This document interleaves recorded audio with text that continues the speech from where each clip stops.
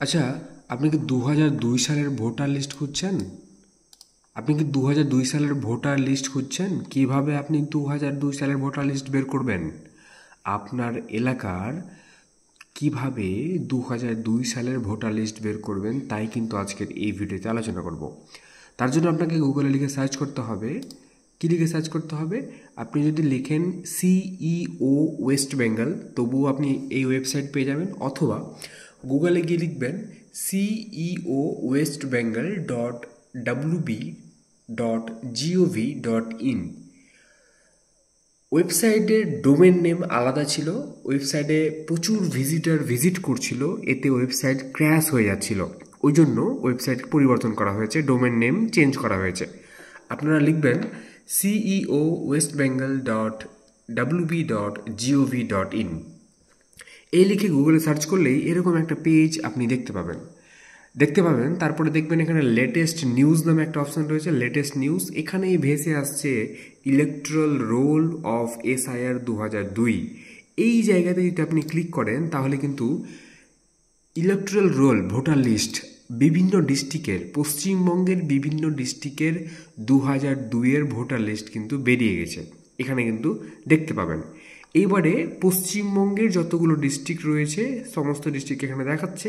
এর মধ্যে আপনার কোন ডিস্ট্রিক্ট রয়েছে, আপনি কোন ডিস্ট্রিক্টের 2002 সালের ভোটার লিস্ট চাইছেন তা কিন্তু এখানে সিলেক্ট করবেন বা ক্লিক করবেন। আমি মালদা ডিস্ট্রিক্ট চাইছি, মালদা ডিস্ট্রিক্ট ক্লিক করলাম।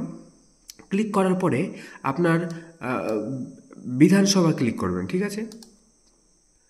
আপনার অ্যাসেম্বলি কী আছে তা কিন্তু আপনাকে এখান থেকে সিলেক্ট করতে হবে। আমি এখান থেকে সিলেক্ট করে নিচ্ছি ইংলিশ বাজার বা মানিকচক। আমি মানিকচকে ক্লিক করলাম। মানিকচকে ক্লিক করার পরে আপনাকে আপনার পোলিং স্টেশন সিলেক্ট করতে হবে বা খুঁজতে হবে আপনার এলাকায় আপনি কোথায় ভোট দিতে যান বা আপনার কোন পোলিং স্টেশনে আছে সেই স্টেশনটা বা সেই পোলিং স্টেশনটা বা সেই স্কুলটা আপনাকে খুঁজে বের করতে হবে। যদি আপনি কম্পিউটার বা ল্যাপটপ থেকে খুঁজেন, কারণ এখানে তো অনেকগুলো আছে, একে একে খুঁজতে গেলে তো অনেকটা সময় লেগে যাবে। এখানে ধরুন 190টা আছে, আমি যদি একে একে খুঁজি তো অনেক সময় লেগে যাবে। আমরা স্মার্ট কাজ করব। কিভাবে কাজ করব? যদি আপনি ল্যাপটপ বা কম্পিউটার থেকে দেখেন তাহলে কন্ট্রোল চেপে থাকবেন, কন্ট্রোল চেপে এফ চাপবেন, তাহলে কি হবে? ফাইন্ডের অপশানটা ওপেন হয়ে যাবে। এখানে আপনি আপনার স্কুলের নামটা দিয়ে দিবেন, ঠিক আছে। যেমন আমি যদি ফর এক্সাম্পল আমি কোনো কিছু একটা দিয়ে দিচ্ছি দেখানোর জন্য, এই যে এটা দিয়ে দিচ্ছি, দেখুন বাঙ্গিটোলা গ্রাম পঞ্চায়েত অফিস, আমি এটা লিখছি, ঠিক আছে। ফাইন্ডে এসে আমি এটা লিখলাম বাঙ্গিটোলা গ্রাম পঞ্চায়েত অফিস। এখানে লেখা মাত্রই এখানে কিন্তু হাইলাইট হয়ে যাবে। বুঝতে পেরেছেন?